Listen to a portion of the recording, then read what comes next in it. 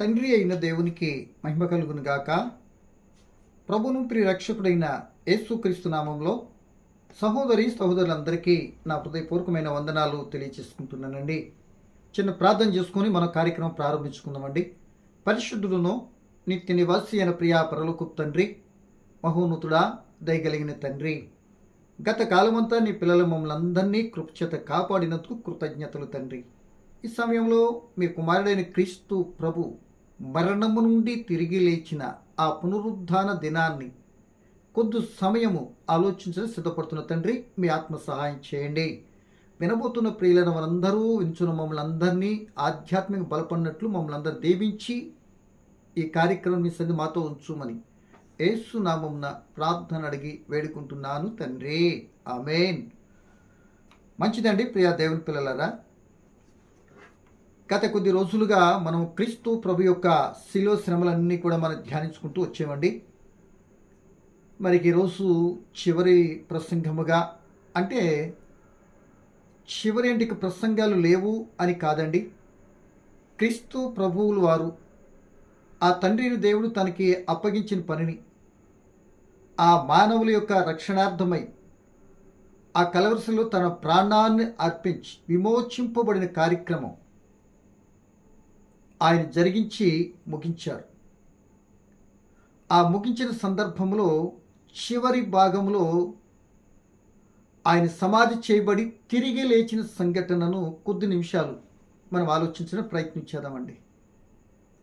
ఈ తిరిగి లేచిన సంఘటన మనం అర్థం చేసుకోవాలి అంటే కాస్త వెనక్కి వెళ్ళి యేసు ప్రభులు వారే తన మరణాన్ని గురించి చెప్పినట్టు ఒక మాటను చదువుకొని ఆయన చెప్పిన మాట ఆయన జీవితంలో ఏ విధంగా నెరవేర్చుకుంటూ వచ్చారో, ఆ నెరవేర్పు ఎవరి ద్వారా జరిగిందో అనే సంఘటన మనకు అర్థమైతే, క్రీస్తు ప్రభులు వారు కూడా ఆ మరణించినటువంటి ఆ సమాధి చేయబడిన క్రీస్తు ప్రభులు వారిని కూడా ఎవరు లేపారో, ఆయనకి ఆయనే లేచారా, మరి ఎవరైనా లేపారా అనేది కూడా మనకు పూర్తిగా అర్థం అవటానికి అవకాశం ఉంటుందని ప్రభుని బట్టి నేనైతే జ్ఞాపకం చేస్తున్నానండి. అందులో భాగంగా ఇప్పుడు ఒక చిన్న వాక్యాన్ని మనం చదువుకొని క్రీస్తు ప్రభు తన గురించి, తన మరణాన్ని గురించి తన శిష్యులతో చెప్పిన మాటను చదువుకొని ఆయన చెప్పిన ప్రవచనం అది ఎలా నెరవేర్చబడింది, ఎవరి ద్వారా అనేది ఆలోచించడానికి ఈ మాట చదువుకుంటున్నామండి. చూడండి, మత్తయి రాసిన సువార్త 20వ అధ్యాయము. దయచేసి అందరూ మన బైబిల్ తీద్దామండి. మత్తయి రాసిన సువార్త 20వ అధ్యాయము 17వ వచనాన్ని నేనైతే చదువుతున్నానండి. మత్తయి సువార్త 20వ అధ్యాయం 17వ వచనం అండి. యేసు యెరూషలేమునకు వెళ్ళనై ఉన్నప్పుడు ఆయన 12 మంది శిష్యులను ఏకాంతముగా తీసుకుని పోయి మార్గమందు వారితో ఇట్లనెను, ఇదిగో యెరూషలేమునకు వెళ్ళుచున్నాము. అక్కడ మనుష్య కుమారుడు ప్రధాన యాజకులను శాస్త్రులకు అప్పగింపబడును. వారైనకు మరణశిక్ష విధించి ఆయన అపహసించుటకును, కొరడాలతో కొట్టుటకును, సిలువ వేయుటకును అన్యజనులకు ఆయన అప్పగింతురు. 3వ దినమున ఆయన మరలా లేచును అని చెప్పబడుతుందండి. అంటే ఈ యొక్క ప్రవచనము క్రీస్తు ప్రభువారు యెరూషలేముకు వెళ్ళటానికి ముందుగా, అక్కడ విషయం జరగబోతున్న సంఘటన ముందుగానే తన శిష్యులతో ఏకాంతంగా మాట్లాడుకున్నట్లుగా మనకు కనబడుతుంది. ఈ విషయమై ఈ సువార్త మత్తయి సువార్త 4 పర్యాలు రాయబడుతుంది. లోకా మార్కులు కూడా 2 సార్లు కూడా రాయబడింది. సో ఎన్నిసార్లు రాయబడింది అన్నది కూడా ముఖ్యమే. సో కానీ రాయబడినటువంటి ఆ ప్రధాన ఆ భావన అర్థం కావాలి మనకి అనే సంగతిని బట్టి ఈ మాటని జ్ఞాపకం చేస్తున్నాను. ఆయన చెప్తూ ఉన్నాడు, మన విషయంకి వెళుతాం, అక్కడ మరి మనుష్య కుమారుడు అప్పగింపబడతాడు, ఆ మనుష్య కుమారుడు చంపుతారు, అన్యుల చేతులకు అప్పగించబడి చంపుతాడు, 3వ దినాన ఆయన తిరిగి లేస్తాడు అని చెప్పాడు.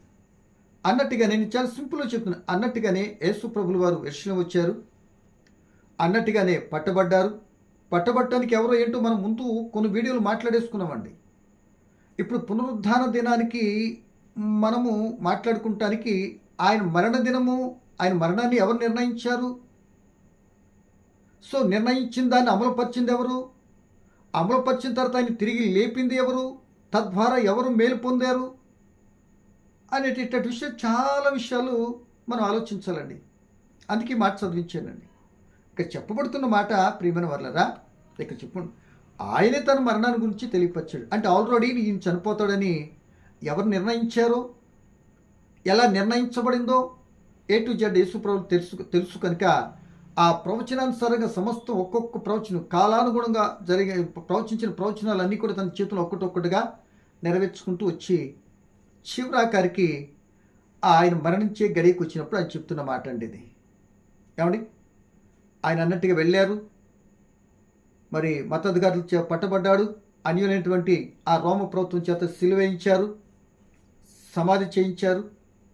ఏమండి, మరలా తిరిగి లేచేటువంటి సంఘటన ఇప్పుడు జరిగిపోయింది కనుక దాన్ని జ్ఞాపకం చేసుకుంటానికి ఈ మాటను మనం ఆలోచిస్తున్నాం. ఇప్పుడు అన్నట్టుగానే వచ్చినప్పుడు చంపబడ్డాడు. ఏమండి, అన్యుల చేతనే ఆయన చెప్పిన మాటగానే ఆయన సమాధి చేయబడ్డారు. ఇప్పుడు మనం ఆలోచించవలసింది ఏంటంటే, ఆయన పట్టబడటము సమాధి చేయబడటం కూడా నేటి కాల సమయంలో కొద్దిగా మనం ఆలోచించామండి. ఇప్పుడు సమాధి నుండి ఆయనను ఎవరు లేపారు అనే విషయాన్ని అర్థం కావాలి అంటే ఆయన మరణము ఎవరి ద్వారా జరిగిందో మనకు తెలియాలి. అప్పుడు ఈ యొక్క మరణంను తిరిగి లేపింది ఎవరు అని పూర్తి ప్రస్ఫుటంగా గ్రహించడానికి అవకాశం ఉంటుందండి.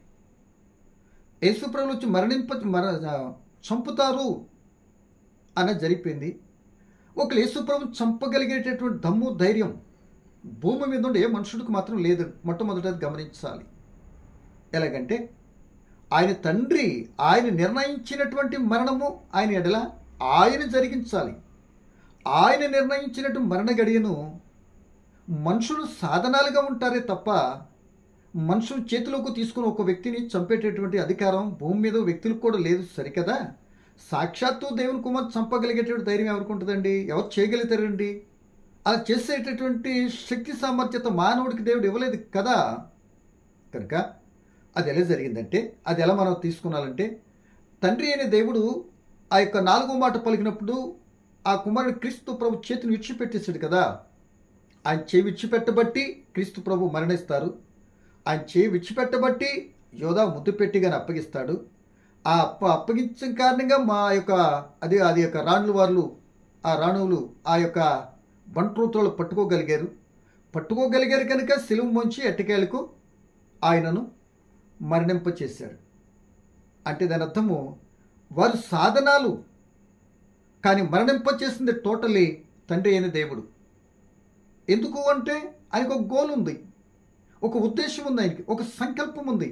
నేను చేసిన మానవులు చెడిపోతే వారి కొరకు తప్పనిసరిగా నా కుమారుడు ద్వారా శిలువ రక్తం ద్వారా నేను విమోచించుకోవాలి ఆయన ప్రణాళిక ఉంది. ఆ ప్రణాళికను దశల వారిగా కాలం పరిపూర్ణ మరి కుమారుడైన క్రీస్తును పంపించినట్లుగా ఆ పంపించడానికి మార్గం కూడా ఆయన ముందు ఏర్పాటు చేసిన కన్యమరీ గర్భాన్ని రావటం, ఇవన్నీ మనకు తెలుసు. మరింత లోతుకెళ్తే ఈ ప్రసంగం ఇంత పొడవు పెరిగిపోద్ది. ఇక్కడ యేసు ప్రభువు వారిని చెయ్యి విడిచిపెట్టబట్టి ఆ తండ్రి అయిన దేవుడే వాళ్ళని సాధనాలుగా వాడి యేసుప్రభుని చంపించేశారండి. ఏమండి, వాళ్ళు చంపించేశారు. అవి సాధనాలు. ఆ తర్వాత తండ్రి అయిన ఇది మరి చనిపోయిన తర్వాత ఎవరు సమాధి చేశారు అంటే మీకు తెలుసు, అరిమతయ యోసేపు గారు ప్లస్ నికోదేము గారు. ఇదే ఫస్ట్ టైం అరిమతయ యోసేపు గారు ఇక్కడ కనబడటం. వీళ్ళు ఇరువురు కూడా సన్హెడ్రిన్ సభ సభ్యులే, మంచి హోదాపరులు. ఏమండి, సో వాళ్ళు ఇరువురు రహస్య సేవకులుగా శిష్యులుగా ఉండి ఒక్కసారిగా సమాధి చేసేటటువంటి పరిస్థితులు ఎవ్వరూ లేరు కనుక శిష్యులు పారిపోయారు. పలానా వాళ్ళ కుటుంబీకులు వచ్చి చేస్తారంటే నమ్మకమే లేదు. ఇంకా యూదులు అంటే వాళ్ళ కుటుంబీకులు అంటే అసలు ఎవరు పట్టించుకుంటారు ఆయన్ని? అందరూ దోషణ పాలుగా మాట్లాడినట్టు ఎవరు చనిపోయినాయని ఆయనకి పెట్టుబడి పెట్టడం కారణం వాళ్ళకి ఒరిగేదేంటి? అందరూ వదిలేసుకున్నట్టుగా కనపడుతున్న సందర్భంలో రహస్య సేవకులుగా ఉన్న శిష్యులుగా ఉన్నటువంటి వారు వెలుగులోనికి వచ్చారు. వెలుగులో ఉన్నటువంటి పబ్లిక్ ఆ యొక్క శిష్యులు మాత్రం రహస్యంలోకి వెళ్ళిపోయినట్లుగా ఈ మాటను బట్టి గమనించవచ్చు.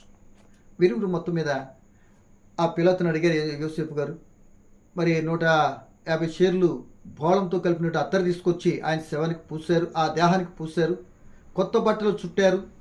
యోసేపు గారు పొలములో అంటే ప్రక్కనే ఉన్నటువంటి ఆ పొలములో ఆయన ఏం చేశారు, సమాధి చేసి పెద్ద రాయిని బొర్లించారు.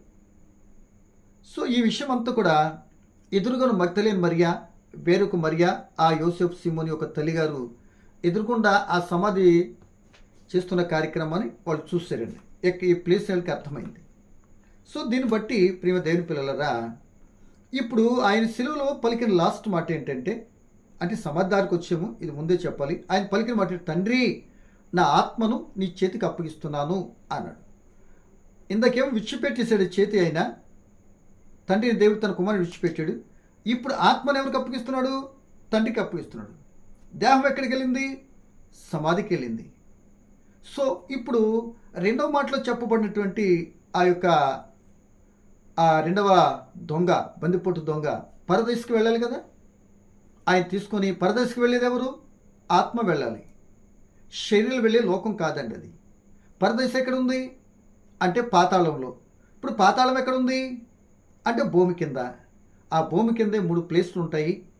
ఒకటేమో దేవునికి అనుకూలంగా జీవిస్తేనేమో ఇక్కడ కింద పరదైసు, ప్రతికూలంగా జీవిస్తే నరకము, మధ్యలో అగాధము. దేవదూతలు పాపం చేసినప్పుడు ఆ అగాధంలోనే బంధించినట్లుగా పేతురు పత్రికలు మనం చూస్తామండి.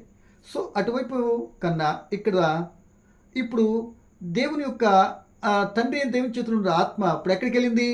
పరదేశంలోకి వెళ్ళింది. కనుక యేసు ప్రభుల యొక్క మరణాన్ని ఆయన 3 దినాలుగా మనం చెప్పుకున్నట్టుగా ఉంది. నేను మరణిస్తాను, సమాధి చేయబడతాను, తిరిగి లేస్తాను అని చెప్పినట్లుగా. అంటే శుక్రవారపు నాడు యేసు ప్రభులు వారు మరణించారు. శనివారపు నాడు అంటే శుక్రవారం మరణించాడంటే మంచి శుక్రవారం, మంచి శుక్రవారం, పుచ్చు శుక్రవారం అని లేదండి. ఆయన చనిపోయినటువంటి ఎప్పుడో 2024 సంవత్సరాల క్రితం చనిపోయినటువంటి రోజుని సర్వమానవాళైన వాళ్ళందరికీ మంచి జరిగింది కనుక అది మంచి శుక్రవారం. ఎలా? పాపం నుండి అంటే జైలు నుండి రిలీజ్ అయ్యామనుకోండి, రిలీజ్ ఇచ్చినట్టు ఆయన కనుక ఆయన రిలీజ్ ఇవ్వటానికి లేకపోతే విడిపించడానికి ఆయన చనిపోయి మనకి జీవాన్ని ఇచ్చాడు. అంటే మన పాపం ఆయన మీద మోపబడింది తండ్రి దేవుని చేత. ఆయన భరించి పాపం రోజు శిక్ష ఆయన భరించి ఆయన జీవన్ మనకిచ్చి మనల్ని విమోచించాడు. తండ్రి ప్రణాళికను నెరవేర్చాడు.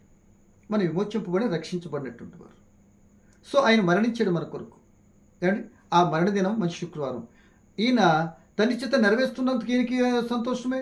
నా చిత్త నెరవేర్చిన తండ్రికి లోకులైన మానవులు కూడా మంచిదే. అంటే మంచి శుక్రవారం అదండి. ఈ శనివారం సందిగ్ధ దినం. ఆయన మరణిస్తాను అన్నాడు, తిరిగి లేస్తాను అన్నాడు.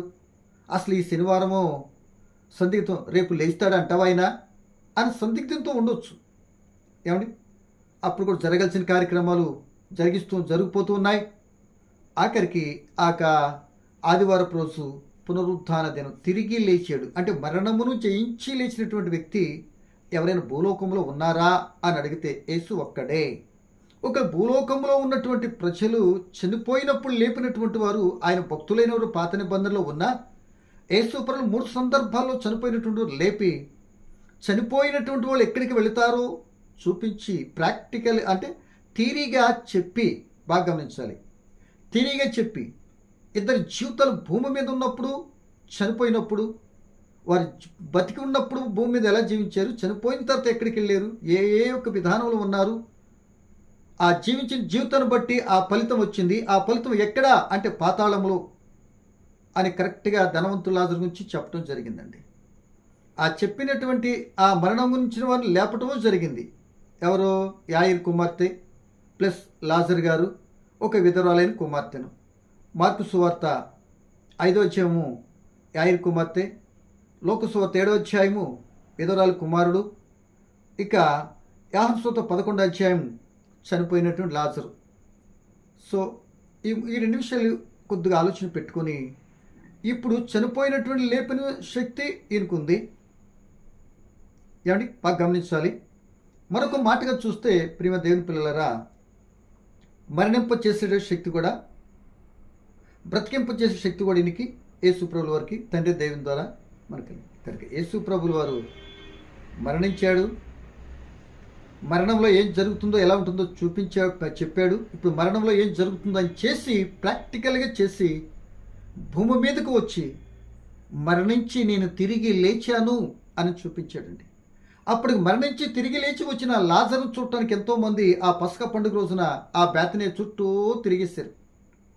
ఇప్పుడు నేనే తిరిగి వచ్చి నేను మరణం నుండి తిరిగి లేపాను, ఇప్పుడు నేను మరణించాను, తిరిగి లేచాను అని చెప్తుంటే, ఆ లాజరు మరణాన్ని అయితే శిష్యులు అందరూ చూసినప్పుడు అందరూ చూడటానికి వెళ్ళి ఆహా ఓహో అనుకున్నారేమో.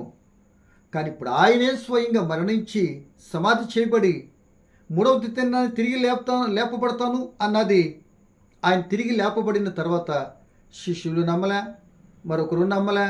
అసలు లేచినటువంటి విధానాన్నే అది తప్పుగా వర్ణించటానికి మతాధికారులు చివరాకారి గడియలో కూడా ఆయన మీద నీలాప నిందలతో ఆయన మాత్రం ఇచ్చిపెట్టలే. సో దీని కొద్దిపాటి వివరణ. అలాగే అన్నట్టుగా యేసు చనిపోయారు, సమాధి చేయబడ్డాడు. ఆ యొక్క దొంగను కూడా ఎక్కడ తీసుకెళ్ళాడండి? పరదేశ్ తీసుకెళ్ళాడు. తీసుకుని వెళ్ళి మూడవ దినాన్న ఏమండి ఆయన తిరిగి లేపబడినట్లుగా ఆయన చెప్పిన ఆ యొక్క మరణించారు, సమాధి చేయబడ్డారు. ఇప్పుడు జరగాల్సిందేంటి అంటే తిరిగి లేవాలి. తిరిగి ఆయనే లేచాడా అన్న మాట ఇప్పుడు మనం కొద్దిగా ఆలోచించాలి. తిరిగి లేచాడా అని అంటే ఆయనే లేవలేదు, తండ్రి అయిన దేవుడే ఆయనను లేపాడు. ఎలాంటి మరొకసారి చిన్న వివరణ బ్యాక్ వెళ్ళాలి. ఎలాగంటే ఆయన మరణించాలి అంటే తండ్రిని దేవుడు చేయి ఇచ్చిపెడితేనే లోకులు అక్కడ ఉన్నటువంటి వారు చంపగలిగారు.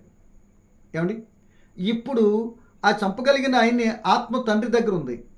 ఆ తండ్రి ఆ జీవింప చేసి మరల పునరుజ్జీవాన్ని అని పునరుద్ధానముడిగా మార్చి, లేక రూపాంతరం అంటారు కదా, అలా చేసి నప్పుడు మాత్రమే ఆయన తిరిగి భూమి మీదకి రాగలుగుతారు. ఏమండి అంతేనా? నా మాట అర్థమైందండి అనే సంగతిని మర్చిపోకూడదు. ఆ చనిపోతానన్నది ఎలాగో చెప్పారు, కానీ చనిపోయేటట్టు చేసింది ఎవరు? తండ్రి అయిన దేవుడు. అది అర్థమైంది కదా. ఇప్పుడు తిరిగి లేపాలన్నది ఎవరు లేపాలి? తండ్రి దేవుడే లేపాలి. సో యేసుకి ఎంతో శక్తి ఉంది, మరణాన్ని పెట్టగలడు. ఏమండి తన మరణాన్ని తిరిగి తీసుకొనగలడు. సో మరి నాలుగో మాట పలికినప్పుడు యేసు పలికిన మాట ఏంటి? నా ఇష్టం కాదు తండ్రి, నీ చిత్తమే కదా నేను నెరవేర్చడానికి వచ్చాను. కనుక సైలెంట్ అయిపోయాడు. ఆయన చిత్తం ఇట్లా చంపబడాలి, చంపిన తర్వాత తిరిగి లేపబడాలి అనేటువంటి జీవో జగత్తు పునది వేయబడే క్రితమే తండ్రి చేత నియమించబడ్డాడు కనుక, నిర్ణయించబడింది కనుక, ఆ సంకల్పంలో భాగం కనుక ఆయన సైలెంట్ అయ్యాడు. తన పనిని ఆ క్రీస్తు ద్వారా దేవుడు జరిగించాడు. పాప విమోచనార్థమై కల్వరి శిలువపై తన ప్రాణాన్ని, పవిత్ర రక్తాన్ని కార్చడం.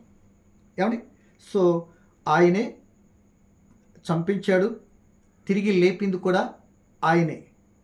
ఏమండి ఈ భూలోకం పంపించింది కూడా ఆయనే. అంటే తండ్రి అయిన దేవుడు ఈ భూలోకంలో పరిచయం చేయించింది కూడా తండ్రి అయిన దేవుడే. ఆ యేసుప్రభు చెప్పిన మాట ఏంటి? నేను నా తండ్రి పనుల మీద ఉన్నాను, నన్ను ఆయన ఎందుకే పంపించాడు.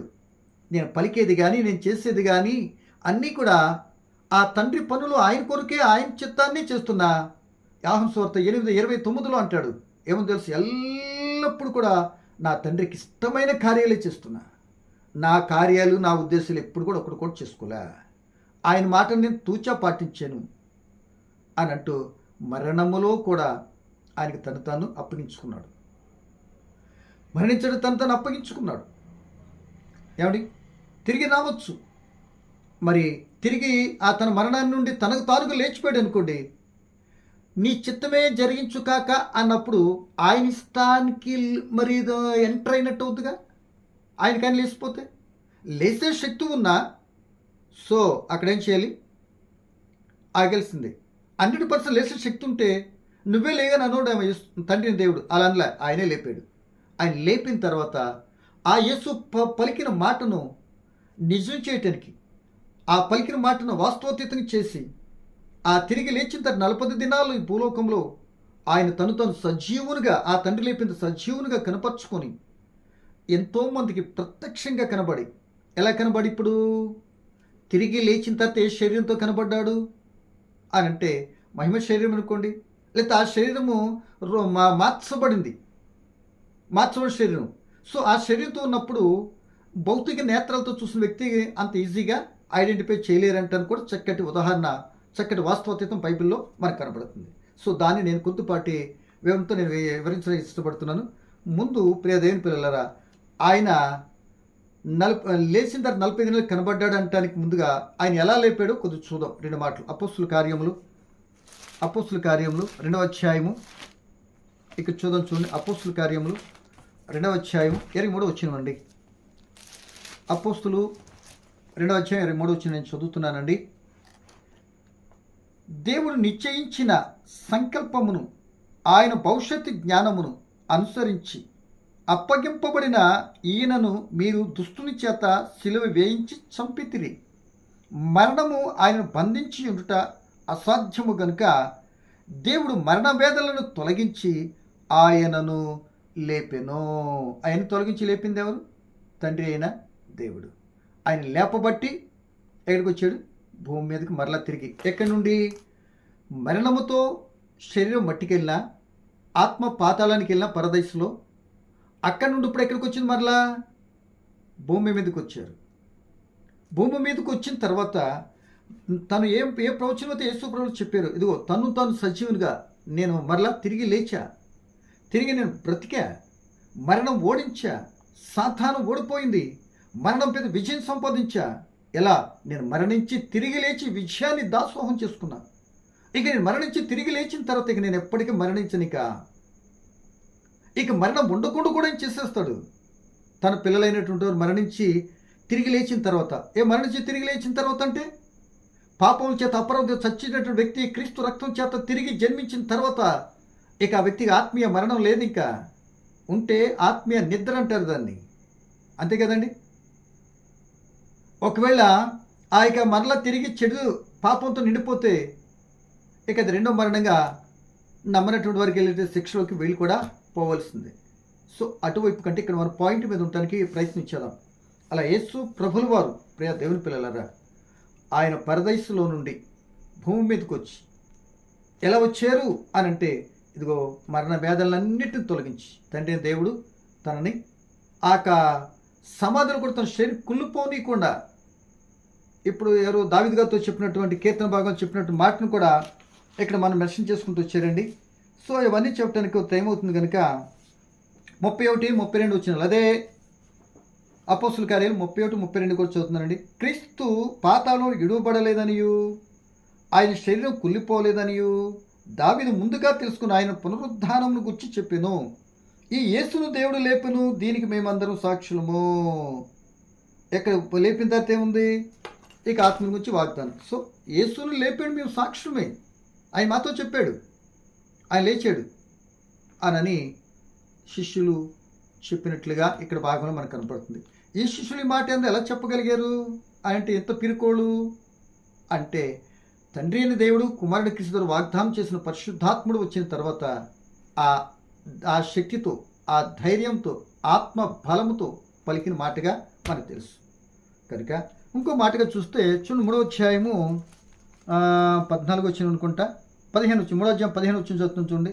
మీరు జీవాధిపతిని సంపితిరి కానీ దేవుడు ఆయనను మృతులలో నుండి లేపెను, అందుకు మేము సాక్షులము. ఏంటంట? అందుకు మేమందరం సాక్ష్యం అంటున్నారు శిష్యులు. సో ఇలాగ మనం చూసుకున్నట్లయితే 4వ అధ్యాయం చదువుకున్నా ఇలా మనకు కనపడుతుంది. అంటే లేపింది ఎవరు? తండ్రి అయిన దేవుడు. చంపించింది ఎవరు? తండ్రి అయిన దేవుడు. ఆయన చిత్త ప్రకారమే జరగాలని యేసు కూడా ఇష్టపడ్డాడు అనే సంగతిని గమనించాలి. ఆయన చిత్తం ఏంటి? మనందరి పాపాల మీద మోపాడు. ఆయన నలగొట్టడానికి, ఆయన శిలువలో మరణంప చేయటానికి, ఇక ఆయన ఏంటంటే అన్ని రకాలుగా చేయటానికి ఆయనకి ఇష్టమైంది. ఇలాగా శిలువ రక్తం ద్వారా విమోచింపబడాలి. ఎఫెసీ పత్రికలు మనం చూసుకుంటే, కొలసీలో చూసుకుంటే అభిష్టమైంది అంటాడు 3వ అధ్యాయంలో. ఆ రక్తం చిందించడానికి, జగత్తు పునాది వేయబడే రక్తం చిందించడానికే కన్యమరియ గర్భాన పరిశుద్ధుడిగా పుట్టి మచ్చలేని గొర్రె పిల్లగా జీవించి, ప్రియమైన దేవుని పిల్లలారా, ఆ యొక్క జగత్తు పునాది అంతే పేతురు గారు ఏమిటాడంటే అమూల్యమైన ఆ గొర్రెపిల్ల రక్తం ద్వారా చిందించటానికి ఆయన మరణించాడు. మానవుల విమోచనార్థమై ఆయన ద్వారానే లేపబడ్డాడు. లేపబడి ఏం చేశాడంటే, ఆయన 40 దినాలు తనతో సజీవుని కనపరుచుకున్నాడట.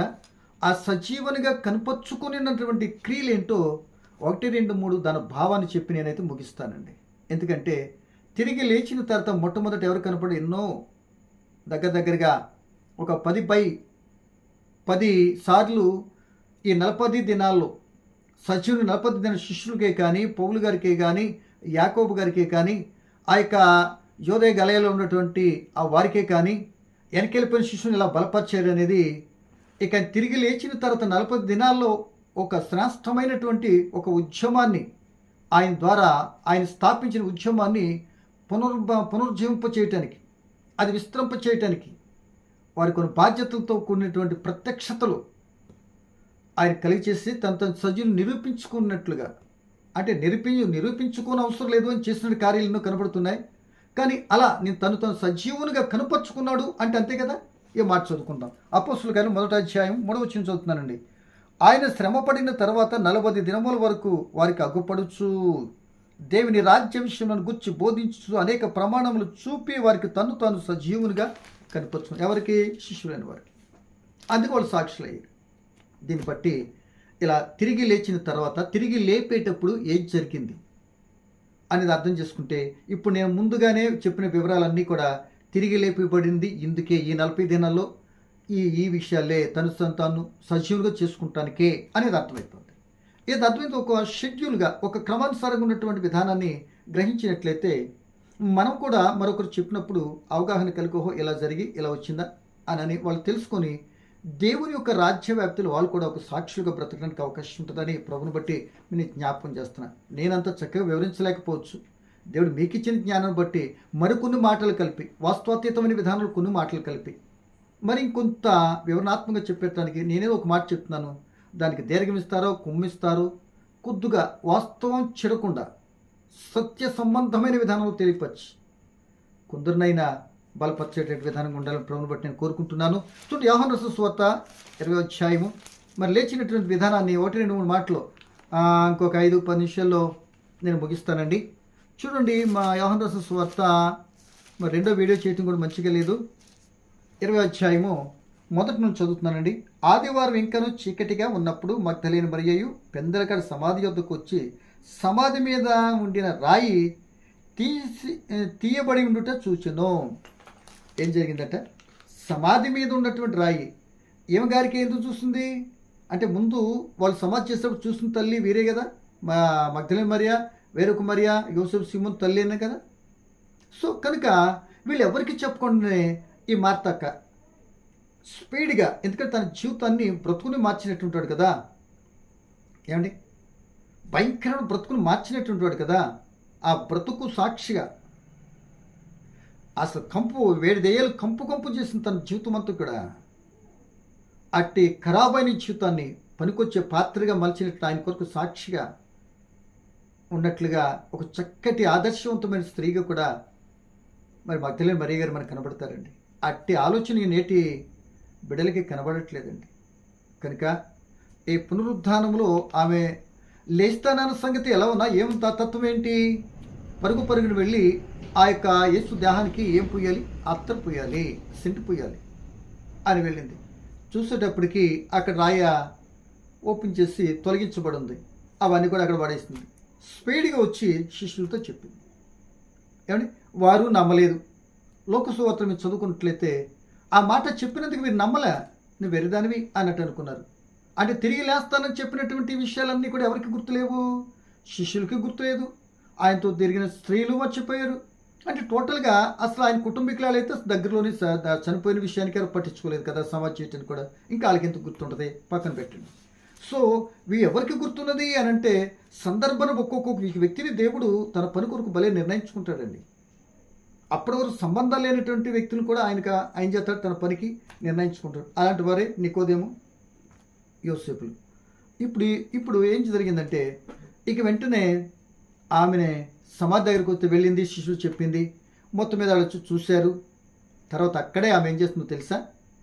వాళ్ళు వచ్చి చూసి వెళ్ళిపోయారేమో, ఏమో వచ్చేటప్పటికి వీళ్ళు ఎవరు లేరు. అక్కడ కూర్చొని ఏదో వెతుకుతుంది, ఏదో పోగొట్టుకున్నట్టుగా వెతుకుతుందండి. అది లోకసువార్తలో ఒకసారి ఏమంటారంటే, ఎందుకమ్మా ఇక్కడ ఎదుగుతున్నావు నీవు అని. అప్పటికేం జరిగింది? ఒక భూకంపం జరిగింది. ఆ యొక్క రాయి ఆ దూతలు వచ్చి బొర్లించి, అంటే పక్కగా నెట్టేసి దానిపైన కూర్చున్నట్లు కూడా మనం లేఖనాలను చూస్తుంటాం. ఆ సందర్భాన్ని బట్టి మీరు గమనిస్తే, ప్రియమైన వర్లరా, ఆ సందర్భాన్ని గమనిస్తే అక్కడ జరిగింది, ఆ మరియతో నువ్వు ఎవరిని ఎతుకుతున్నావు అన్నట్లుగా. సజీవుణ్ణి ఎవరిని ఎత్తుకుంటుంది? కానీ సజీవుణ్ణి ఎందుకు మృతులు ఎత్తుకుతున్నారు? ఎందుకంటే చనిపోయి తిరిగి లేస్తానని చెప్పాడు కదా, చెప్పాడు. చెప్పినటువంటిది మరి జరిగింది. ఇప్పుడు ఆయన మీకంటే ముందుగా ఎక్కడికి వెళ్తాను తెలుసా? యెరూషలేముకి వెళ్తున్నట్టుగా చెప్పిన మాటని మనం చూద్దామండి. లోక సువార్త మరి 24వ అధ్యాయము. ఏమండి, నేను 5వ వచనం చదువుతున్నానండి. 2వ వచనం. సమాధి ముందర ఉండిన రాయి బొర్లింపబడి ఉంటే చూచి లోపలికి వెళ్ళిరి కానీ ప్రభు అయిన యేసు దేహం వారికి కనబడలేదు. ఇందును గూర్చి వారికి ఏమీ తోచక ఉండగా ప్రకాశమాన వస్త్రం ధరించిన 2 మనుషులు వారి యొద్ద నిలువబడి వారు భయపడి ముఖములను నేల మోపుచుండగా, వీరు సజీవుడైన వారిని మీరు ఎందుకు మృతులు వెతుకుచున్నారు? ఆయన ముందుగానే చెప్పినట్టుగా లేచాడు అని అనగానే ఈ వార్త చెప్పడానికి 11వ వచనం. అయితే వారు మాటలు వీరి దృష్టికి వెరితనంగా కనబడిన కనుక వీరు వారి మాటలు నమ్మలేదు. శిష్యులకు వచ్చి చెప్పింది వారు నమ్మలేదండి. సో ఎటికెళ్ళకి మరలా వస్తారు, స్త్రీలకు కనబడ్డాడు యేసు ప్రభువు వారు. సో మార్కు సువార్త మరి 16:9 వచనం చూస్తే అక్కడ ఏమంటాడంటే, ఆమెకే మొట్టమొదట ఆయన మాట్లాడినట్లుగా, ఆమెను పలకరించినట్లుగా ఈ మాట చదివి యోహాను సువార్తలోకి వెళ్తే క్లియర్గా ఉంటుందండి మనం చెప్పుకోవటానికి. మార్కు సువార్త 16:9 అండి. ఆదివారం తెల్లవారినప్పుడు యేసు లేచి తాను 7 దెయ్యములను వెళ్ళగొట్టిన మగ్దలేనే మరియకు మొదట కనబడెను. ఏమండి, శిష్యులు ఏమైపోయారు? ఏమండి, శిష్యులు క్రీస్తు దగ్గరికి వచ్చారా అంటే ఈ మగ్దలేనే మరియ ఆ 7 దెయ్యాలు విడిపించబడినటువంటి కృతజ్ఞతగా ఆయనకి అత్తరపోయినటువంటి కృతజ్ఞత అన్న ఉంది. కానీ ఈమె ద్వారా ఏం చేస్తారో తెలిసి యేసు ప్రభువు వారు అపోస్తులైన 2 పర్యాయాలు తన ముందు పరుగును వెళ్ళింది, విషయం చెప్పింది, వాళ్ళు నమ్మలేదు. ఇప్పుడు యేసు ప్రభువు వారు తనకి మొట్టమొదటి కనబడి ఇదిగో వెళ్ళు, నువ్వు వెళ్ళి నా శిష్యులకు నేను తిరిగి లేచినని చెప్పు అంటాడండి. ఆ తిరిగి లేచిన కనబడిన తీరును మనం వివరించాలి అంటే మనం ఎక్కడికి వెళ్ళాలి తెలిసి ఇప్పుడు యోహాను సువార్త చివరి అధ్యాయంలోనికి రావాలండి. యోహాను సువార్త 20వ అధ్యాయంలోకి వస్తే ప్రియ దేవుని పిల్లలారా, ఇక్కడ జరిగిన మనం చూద్దాం. ఇక వాళ్ళు వెళ్ళిపోయారు, తిరిగి వచ్చింది. మొట్టమొదట కనబడిన తీరు ఎలా ఉందో ఇక్కడ మనకు కనబడుతుంది. చదువుతున్నాను చూడండి. 20వ అధ్యాయము 12వ వచనం అండి. తెల్లని వస్త్రం ధరించిన 2 దేవదూతలు యేసు దేహం ఉంచబడిన స్థలంలో తల వైపున ఒకడును కాళ్ళ వైపున ఒకడును కూర్చుండుట కనబడెను. వారు, అమ్మా ఎందుకు ఏడ్చుచున్నావు? అక్కడేమో మనుషులు, ఇక్కడ లోక సువార్తలో, ఇక్కడ దేవదూతలు, అంతే కదా, దేవదూతలు మాట్లాడుతున్నారు. అక్కడేమన్నారు? అసలు ఎందుకు సజీవుణ్ణి మృతులు ఎదుగుతున్నారు? ఆయన తిరిగి లేచాడు, వెళ్ళిపోతున్నాడు, మీకంటే ముందు గలిలయకి వెళ్తున్నాడు అని చెప్పారు. ఇప్పుడు ఇక్కడ ఏమంటున్నారు దూతలు అని అంటే, ఈ దూతలు చెప్తున్న మాట ఏంటి? ప్రియదేవుని ఎందుకు ఏడ్చుచున్నావు అంటే ఆమంటది, ఎవరో నా ప్రభుని ఎత్తుకెళ్ళిపోయారండి అని అనుకుని వాళ్ళ మాటలు చెప్పిన తర్వాత, ఒకవేళ నేను ఎవరు ఎత్తుకెళ్ళిపోయారో చెప్పండి, నేను మోసుకొచ్చుకుంటా అంటే ఎంత ధైర్యం అండి గారికి. అపోస్తులకి సువార్త చెప్పినటువంటి ఏకైక సువార్త మోసుకొని వెళ్ళినటువంటి వ్యక్తి ఎవరైనా ఉన్నారంటే బైబిల్ చరిత్రలో మగ్దలేనే మరియాక. ఏమండి, అపోస్తులకే చెప్పింది విషయాన్ని. కనుక అలా అయితే అప్పుడే ఏం జరిగింది? ఆమె ఎవరైతే చెప్పి నేను మోసుకొచ్చేసుకుంటా. ఆమెకి ఎంత ధైర్యము, ఎంత తీసుకోగలుగుతాను, మోసుకొచ్చుకోగలుగుతానని ఎవరు సహాయం కోరుకున్నట్లు ఒక్క వెయిట్ చేస్తుంది. ఇప్పుడు ఆయన లేకపోతే ఎంత నష్టమో, ఆయన లేకపోతే ఏంటో అంటే తన బ్రతుకు ఆల్రెడీ మార్చబడిపోయింది కనుక, దెయ్యం విడిపించబడింది కనుక బ్రతికేచ్చు ఎలాగైనా. అలా అనుకోలే. కృతజ్ఞత అంటే అదండి. ఎంతగా ఆమె అంత కృతజ్ఞత భావంతో ఉంది కనుక హృదయాలు ఎరిగినటువంటి మరి ఆ తండ్రి దేవుడు తన కుమారుడు క్రీస్తు ద్వారా మొట్టమొదట ప్రత్యక్షత వారికే దక్కిందండి. ఏమండి, కనుక ప్రియమైన వాళ్ళరా, ఆలోచించేయాలని ప్రభుని బట్టి మీకు జ్ఞాపకం చేస్తున్నా. ఒక సువార్త పనికిమాలినటువంటి చేతులతో 5 కొంపలు ముంచినటువంటి ఆమె కూడా ఆయన సువార్త ప్రయాణం ఉన్నప్పుడు ఆ యొక్క సమరయ స్త్రీకే దక్కిందండి, ఆ సమరయ పట్టణంతో మారటానికి. ఏమండి, సో సువార్తలో తప్పనిసరిగా స్త్రీలు కూడా అర్హత కలిగినటువంటి వారు అనే సంగతిని కూడా ఇక్కడ గమనించవచ్చు. ఎప్పుడైనా దేవుడు అవకాశం ఇస్తే సేవ చేయొచ్చా లేకపోతే మాట్లాడచ్చు, వేరే విషయం పక్కన పెడదామండి. సరే, ఇప్పుడు మనకు కావాల్సింది 15వ వచనం. యేసు అంటే వాళ్ళతో మాట్లాడింది వెనక తీసి చూస్తే అమ్మా ఎందుకు ఏడ్చుచున్నావు, ఎవరిని వెతుకుచున్నావు అంటే, దూతలు ఎవరిని వెతుకుచున్నావు? వెతికి ఆయన కూడా వచ్చి కూడా ఆయన కనపడవలసిన తీరు ఆయన వచ్చి కూడా ఏమంటున్నాడు, ఎవరిని వెతుకుచున్నావు అని అంటున్నాడు. అయ్యా నా ప్రభుని ఎవరు ఎత్తుకెళ్ళిపోయారు, మీకన్నా తెలిస్తే చెప్పండి అని ఆయన అర్థం కాలేదు గనుక, ఎవరో గ్రహించలేదు గనుక తోటమాలి అనుకుని ఆయనతో చెప్తున్న మాట ఏంటి, నువ్వన్న ఎత్తుకెళ్తూ చెప్పండి బాబు అని అందండి. కనుక ప్రియదేవుని పిల్లలారా, ఆయన మరియా అని అనగానే కొద్ది డౌట్ వచ్చిందేమో. ఏమండి, మరియా అని ఎప్పుడైతే యేసుప్రభులు పిలిచారో అప్పుడేమో తెలుసా, రబ్బూని బోధకుడా, నా బోధ చేసి నా బ్రతుకును మార్చినవాడా అన్నట్టుగా ఆయన్ని గుర్తెరిగింది. సరే కాళ్ళ మీద పడిపోతుంది.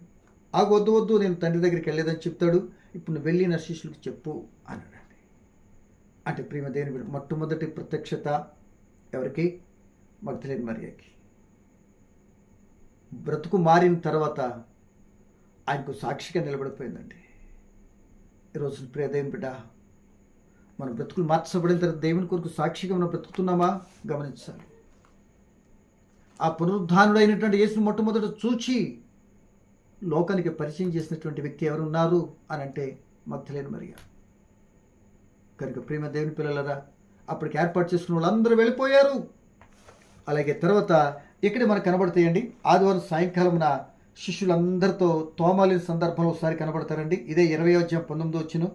సరే శిష్యులు అంటారు, ఇక్కడ చదువుతాం చూడండి 20:19. ఆదివారం సాయంకాలం శిష్యులు యూదులకు భయపడి తాము కూడి ఉన్న ఇంటి తలుపులు మూసుకుని ఉండగా యేసు వచ్చి మధ్యన నిలిచి మీకు సమాధానం కలుగునుగాక.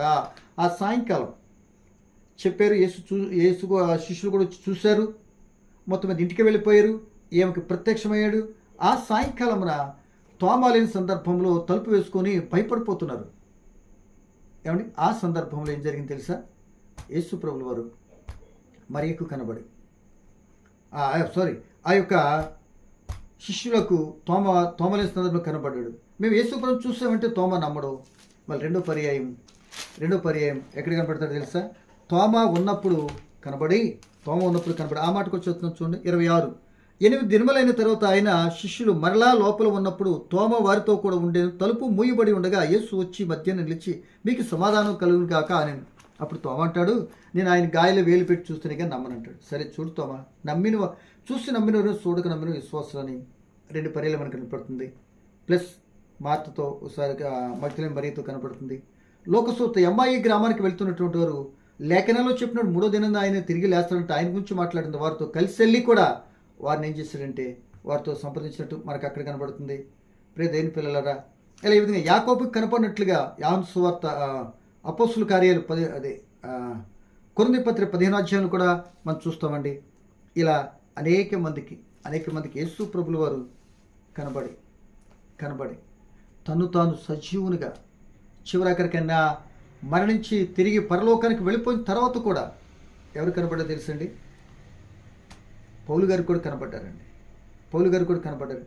ఈ విధంగా అందరికీ కనబడి, ఇంకా 2 మాటలండి, అందరికీ కనబడి ఫైనల్గా చెప్పి పరలోకానికి 40 దినాలు ఇవన్నీ కనబడ్డాడు.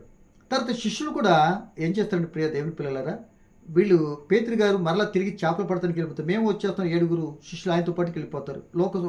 యోహాను సువార్త 21వ అధ్యాయంలో మనం చదువుకుంటే ఆ భాగం కనపడుతుంది. మొత్తం అక్కడ యేసు ప్రభుల వారు మరి కనబడతారండి. అక్కడ ఆయన రాత్రంతా శ్రమ పడితే చేపలేం దొరకలేదు వాళ్ళకి, మళ్ళీ కుడివైపున వల వేస్తారు, విస్తారం చేపలు దొరుకుతున్నవి, వారితో పాటు ఆహారం భుజించినట్టు కనబడుతుంది.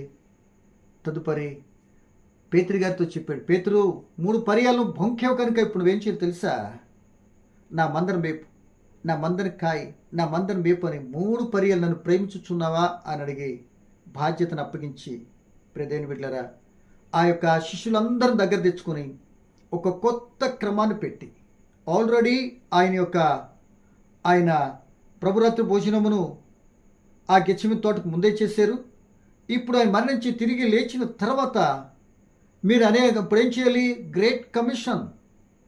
ఆయన ఏం చేస్తుంటే ఆ మత్తయి సువార్త 28వ అధ్యాయం 18 నుండి మనం చదువుతుంటే, మీరు శిష్యులను తయారు చేయండి, వెళ్ళండి సర్వసృష్టి సువార్త చెప్పండి, నమ్మినోళ్ళు బాప్తిస్మం పొందుతారు, ఎన్నో గొప్ప కార్యాలు చేయడం బాధ్యతనిచ్చి గ్రేట్ కమిషన్ అప్పగించాడు. ఏంటి? నమ్మినటువంటి వారు, మన పాపముల కొరకు క్రీస్తు మరణించాడు నమ్మి ఎవరైతే నమ్ముతారో వారు ఏం చేయాలి తెలుసా? బాప్తిస్మం పొందాలి. పొందితే వాళ్ళు శిష్యులు అవుతారు. తండ్రి యొక్కయు కుమారుని యొక్కయు పరిశుద్ధాత్మ నామంలో వాళ్ళకి బాప్తిస్మం ఇవ్వాలి. ఈ గ్రేట్ కమిషన్ పెట్టి ప్రియ దేవుని పిల్లలారా, అందరూ చూస్తుండగా, గలిలయ ప్రజలు, యోదయ ప్రజలు అందరూ చూస్తూ ఉండగా ఆయన బేతనియా గలిలయ నుండి కూడా పరలోకానికి ఆరోహణమైనట్లుగా మనం చూస్తూ ఉంటాం. అపోస్తలుల కార్యాలు మొదటి అధ్యాయం 3 నుండి మనం చదువుకున్నాను. కానీ ఆ 9వ వచనం చదువుతుందండి. ఈ మాటలు చెప్పి వారు చూస్తుండగా ఆయన ఆరోహణం ఆయను. అప్పుడు వారి కన్నులు కనబడి ఒక మేఘం ఆయనను కొనిపోయాను. ఆయన వెళుచుండగా ఆకాశం వైపు తేరి చూస్తుండిరి. ఇదిగో తెల్లని వస్త్రం ధరించుకున్న 2 మనుషులు వారి యొద్ద నిలిచి, గలిలయ మనుషులారా, మీరెందుకు నిలిచి ఆకాశం వైపు చూస్తున్నారు? మీ యొద్దకు పరలోకమునకు చేర్చుకొనబడి యేసు ఏ రీతిగా పరలోకమునకు వెళ్ళుట మీరు చూచిత్రో ఆ రీతిగానే తిరిగి వచ్చిన వారితో చెప్పిరి. ఇంతకీ ఎక్కడి నుండి వెళ్ళాడు యేసు? గలిలయ మనుషులారా చూస్తున్నాడు. అదే లోక సువార్త 24వ అధ్యాయం 44వ వచనం అనుకుంటా ఆ మాట చెప్పి ప్రార్థన చేసుకుందాం. అంటే ఇలా వెళ్ళేటంటే మనకు అర్థమవుతుందండి. చూడండి 44వ వచనం. క్రీస్తు శ్రమపడి 3 దినమున, లోక సువార్త 24:46 అండి. లేకపోతే డైరెక్ట్గా 40 ఈ సంగతులు మీరే సాక్షులు. ఇదిగో నా తండ్రి వాగ్దానం చేసిన మీ మీదకి పంపుచున్నాను. మీరు పైన శక్తి పొందు వరకు పట్టణంలో నిలిచి ఉండడు వారితో చెప్పాను. ఆయన బేతనియా వరకు వారిని తీసుకుని పోయి చేతులెత్తి ఆశీర్వదించి, వారు ఆశీర్వదించుతుండగా ఆయన వారిలో ఉండి ప్రత్యేకింపబడి పరలోకమునకు ఆరోహణం ఆయనో అని బేతనియా నుండే ఆయన వెళ్ళిపోయాడు. అంటే దీన్ని బట్టి మనకు అర్థం కావాల్సింది ఏంటంటే, ప్రేమ దేవుని పిల్లలారా, ఆయన మనందరి కొరకు మరణింప చేసినటువంటి తండ్రి ఏమండి, ఆయన తనతో సజీవుని కనబడి 40 దినాల్లో ఇన్ని ప్రత్యక్షం చూసి కనబడి నేను సజీవుని అని కనబడి పరలోకానికి వెళ్ళి మీ స్థలం సిద్ధపరిచి మరలా తిరిగి నేను వస్తాను, నేను పరలోకానికి వెళుతున్నా, తిరిగి వస్తా. ఎప్పుడు వస్తా? నా తండ్రి పంపించినప్పుడే వస్తాను. అంతవరకు మీరేం చేయాలి? నేను ఇచ్చిన గ్రేట్ కమిషన్ని అనేక మందికి సువార్త తెలియపరిచి సంఘాన్ని స్థాపించి నా రాజ్యాన్ని స్థాపించి నా పనిలో మీరు ఉండండి అని శిష్యుల బాధ్యత అప్పగించి వెళ్ళారండి. వారికి అప్పగించిన బాధ్యత ఈరోజు మీరు నేను మనం దాంట్లో భాగస్వాములమయ్యాం. మనం కూడా అనేక మంది శిష్యులు చేయాలి. మనం కూడా ఆయన మరణాన్ని మనం తెలియపరచాలి, ఆయన సమాధిని గురించి తెలియపరచాలి, ఆయనకు పునరుద్ధానం గురించి తెలియపరచాలి. ఆయన పునరుద్ధానం ఈ రోజు మరుగున పడిపోయింది. ఆ పుట్టినరోజును, చనిపోయిన రోజును ఎంతెంతో గొప్పగా ఈస్టర్ అంటూ గొప్పగా చేసుకుంటున్నాము. కానీ ఆయన పునరుద్ధాన్ని ప్రకటించడంలో ఒక పూటో అరపూటో కొద్ది మాటలు చెప్పేసి తగ్గిస్తుంది. అసలు పునరుద్ధానమే లేకపోతే క్రైస్తవానికి పునాది లేనట్టుగా అయిపోతుంది. ఆ ఆయన పునరుద్ధానము అది చెందిన తండ్రి దేవుడు చిందించబట్టి ఈ రోజున క్రైస్తవుడు కూడా మరణిస్తే ఒక రోజున ఆయనలో పునరుద్ధానం పొందుకుంటాం. ఆ పరలోకం వెళ్ళటానికి చక్కటికి ఆదర్శవంతమైనది. కనుక కొందరైతే పునరుద్ధాన్ని నమ్మరు. ఆనాటి కాలంలో ఎవరో సద్దుకాయలు. అలా కాకుండా ఆయన పునరుద్ధానం పొందాడు. ఆయన పునరుద్ధానం ద్వారా తిరిగి లేచి మరణాన్ని చేయించి విజయం చేకూర్చాడు. సో మనం కూడా మన జీవితంలో మనకు ఆయన చిత్తాన్ని పని చేసుకుంటూ ఆయన చిత్తాన్ని నడిచిపోయే కృప, అట్టే ఆలోచన దేవుడు నీకు నాకు ఏమైనా కోరుకుంటూ ఆయన మరణాన్ని, ఆయన యొక్క సమాధిని, ఆయన పునరుద్ధానాన్ని ఎక్కువ మంది చెప్పేటట్టు వరకు ఉండే అదే మనుషులు బ్రతుకులు మార్చేమాట. నీ కొరకు ఆ కలర్శీల్లో తండ్రి దేవుడు కుమారుని మన పాపాల కొరకు చనిపోయేటట్టు చేశాడు. మన శిక్ష ఆయన తీసుకున్నట్టు అలా ఒక మనిషిని కన్విన్స్ చేస్తూ దాన్ని విమోచింపబడాలి. నువ్వు ఇప్పుడు ఆయన విమోచింపబడాలి. ఎప్పుడో 2000 సంవత్సరాల క్రితం కాచబడిన రక్తము నాకెలా వర్తిస్తానే ప్రశ్నలు కూడా వేసేటట్టు వరకు కూడా ఉంటారు. ఏమండి, తప్పనిసరిగా ఒక గింజలో ఎన్ని మొక్కలు ఉంటాయి? ఎన్నో కాయలు ఉన్నాయి. ఆ గింజల గురించి చేశారంటే ఆ గింజలో వచ్చిన మొక్కలన్నిటి కూడా దాన్ని వర్తింప చేసుకొని ఆ రక్తం ద్వారా మనం విమోచన పొందుకోవచ్చు అని గ్రహించాలని ప్రభు పెట్టమని తెలియపరుస్తూ ఈ మాట ముగిస్తుంది. Thank you. God bless you. పరమ తండ్రి నీకు వందనాలయ్యా. వినినటువంటి మాటలు వ్యర్థమని తలంచగా మీ చిత్తమే మెరిగి మీ కుమారుడు క్రీస్తు మరణాన్ని, సమాధిని, పునరుద్ధానం ప్రకటించే సాధనలకు మమ్మల్ని వాడుకొని మీరు మహిమ పొందమని సమస్తంలో తోడు ఉన్నందుకు కృతజ్ఞత చెల్లిస్తూ యేసు నామమున అడుగుచున్నాను తండ్రి. ఆమేన్.